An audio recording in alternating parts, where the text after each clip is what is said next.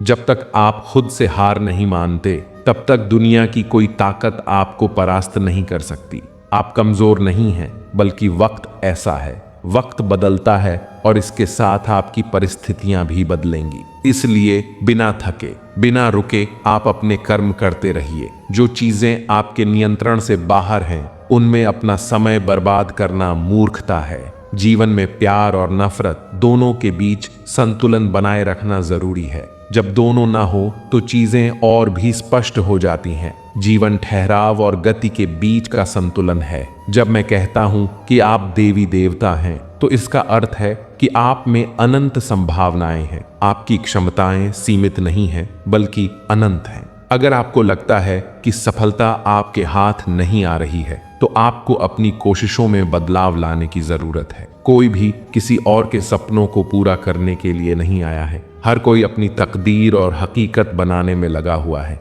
दुख और सुख इस संसार में आएंगे, परंतु जो व्यक्ति दोनों को समान भाव से स्वीकार कर लेता है, वही सच्चे अर्थों में ज्ञानी और धीर होता है। इसलिए अपनी परिस्थिति से घबराएं नहीं, क्योंकि हर समस्या के साथ एक समाधान भी आता है। जल की एक छोटी सी बूंद अगर जलते तवे पर गिरे तो वह तुरंत भाप बनकर उड़ जाती है, लेकिन वही बूंद अगर कमल के पुष्प पर गिरे तो वह मोती की भांति चमक उठती है। यह वही बूंद है जो अगर किसी मृत व्यक्ति के मुख में गिरे तो गंगा जल बनकर उसे मोक्ष प्रदान कर देती है। परंतु यदि वही बूंद किसी सर्प के मुख में गिरे तो विष में मिलकर खुद विष बन जाती है। हर परिस्थिति में वह जल की बूंद ही होती है, लेकिन उसका परिणाम बदलता है केवल उसके संग के कारण। संगति में वह परिवर्तन की शक्ति होती है जो हमारी पूरी दिशा बदल सकती है। यदि एक बूंद की संगति उसका भविष्य तय कर सकती है, तो मनुष्य क्यों नहीं।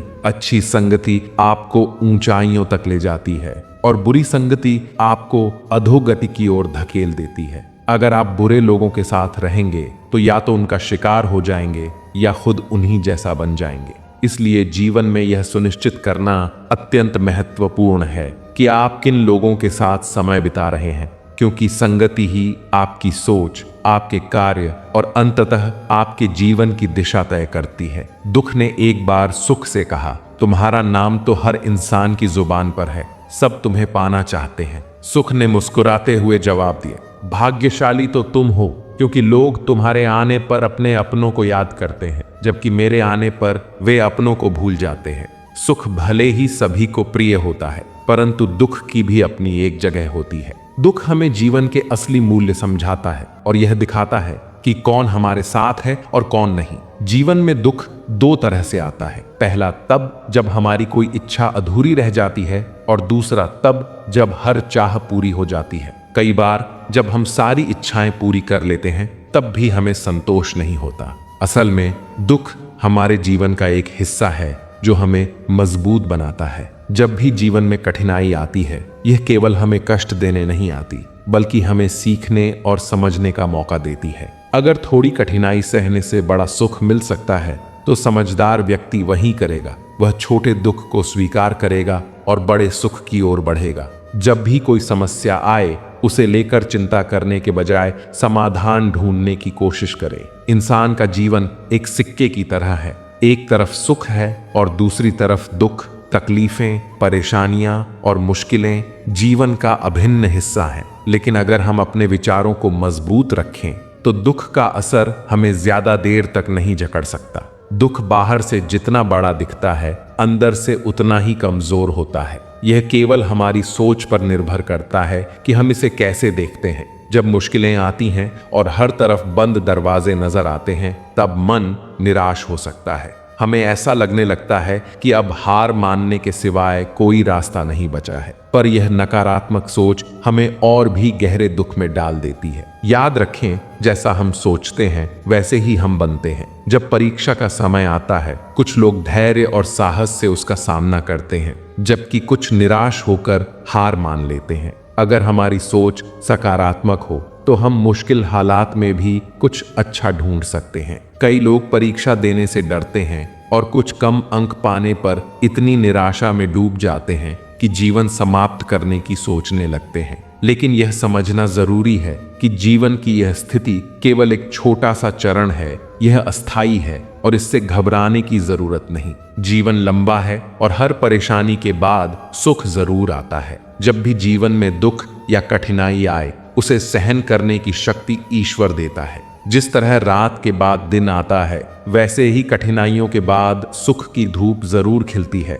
थोड़ी सी सच्चाई कह देने से आजकल अपने ही रूठ जाते हैं, लेकिन अगर सोच खूबसूरत हो तो हर चीज अच्छी नजर आने लगती है। सच्चाई चाहे जैसी हो, शब्दों का सुंदर होना जरूरी है, क्योंकि लोग चेहरे भूल जाते हैं लेकिन शब्दों को हमेशा याद रखते हैं। झूठी कसम से इंसान नहीं मरता, पर भरोसा जरूर टूट जाता है। छोटा ही सही, मगर अपनी एक अलग पहचान बनाना बहुत जरूरी है। श्री कृष्ण कहते हैं, आलस्य को आज से ही दूर कर दो, वरना यह धीरे धीरे तुम्हें बर्बाद कर देगा। अगर सफलता के दरवाजे तक पहुंचना है तो मेहनत की चाबी को घुमाना ही पड़ेगा।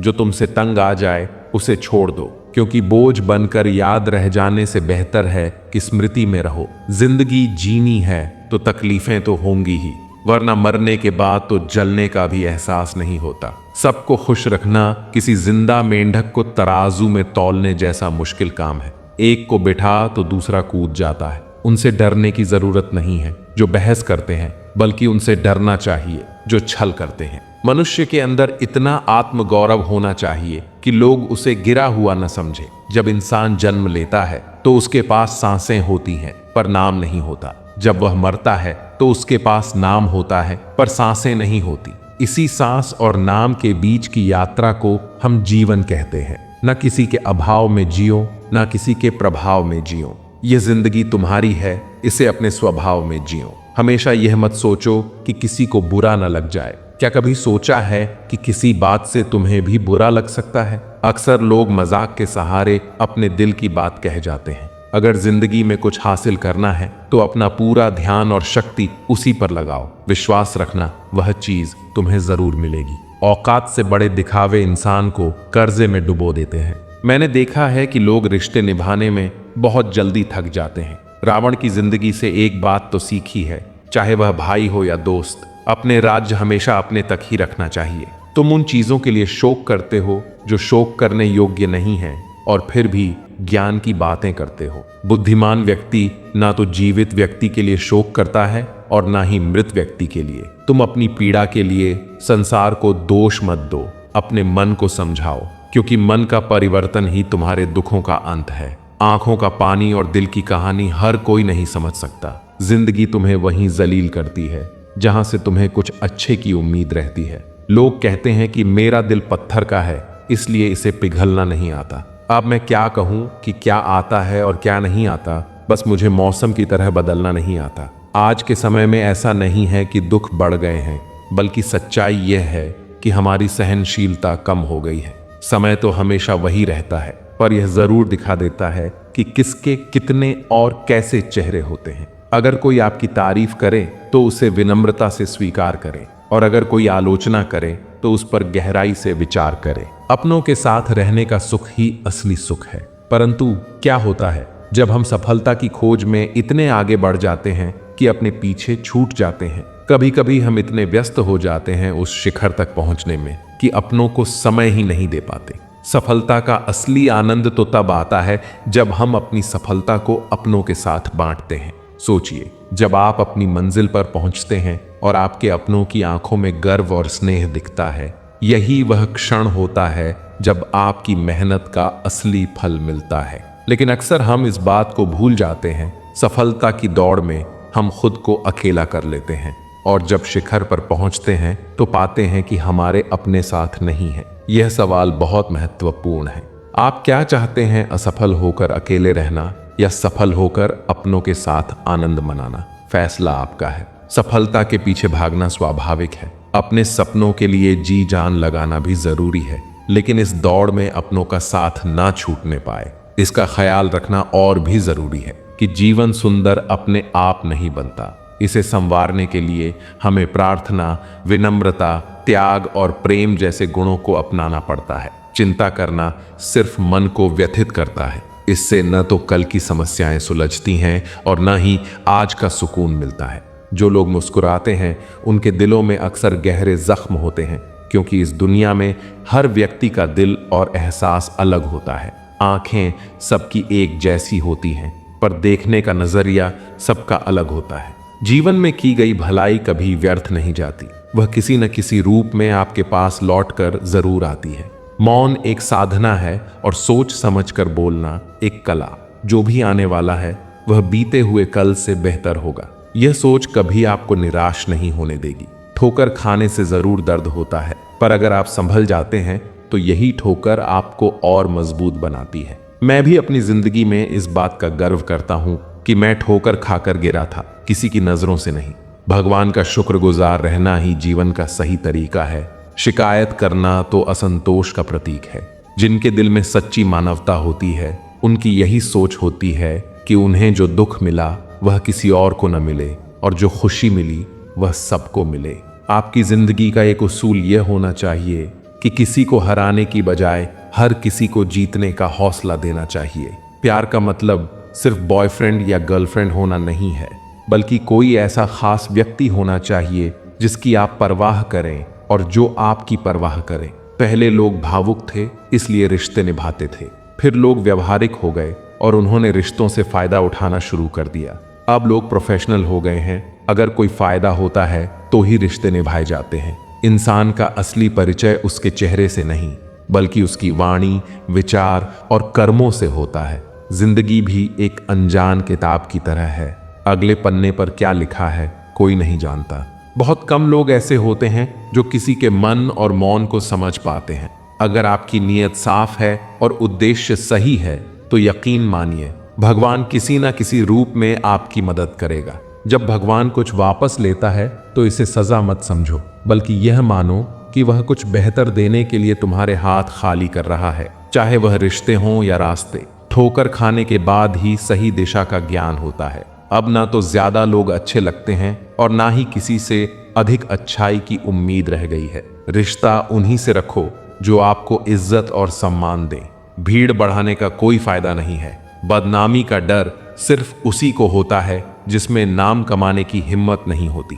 श्री कृष्ण कहते हैं, उन्हें छोड़ देना ही सही है जो तुम्हारे अस्तित्व का मूल्य नहीं समझते। जीवन में सत्य के रास्ते पर चलो और धैर्य के साथ अपनी मंजिल की ओर बढ़ो। परमात्मा के न्याय पर विश्वास रखो और हर परिस्थिति में शांत मन से समाधान ढूंढने की कोशिश करो कि जगत में प्रत्येक व्यक्ति को किसी न किसी प्रकार की निर्बलता अवश्य होती है। कोई तेज दौड़ नहीं सकता तो कोई अधिक भार नहीं उठा पाता। किसी को असाध्य रोग होता है तो कोई पढ़ाई में कमजोर होता है। यह निर्बलताएं हमें जन्म से या संयोग से मिलती हैं, परंतु मनुष्य का मन इन निर्बलताओं को अपनी मर्यादा बना लेता है। कुछ लोग होते हैं जो अपनी निर्बलताओं को अपने जीवन की सीमा मान लेते हैं, और वहीं कुछ ऐसे होते हैं जो अपने पुरुषार्थ और संकल्प से उन निर्बलताओं को पार कर जाते हैं। उनका अंतर क्या है?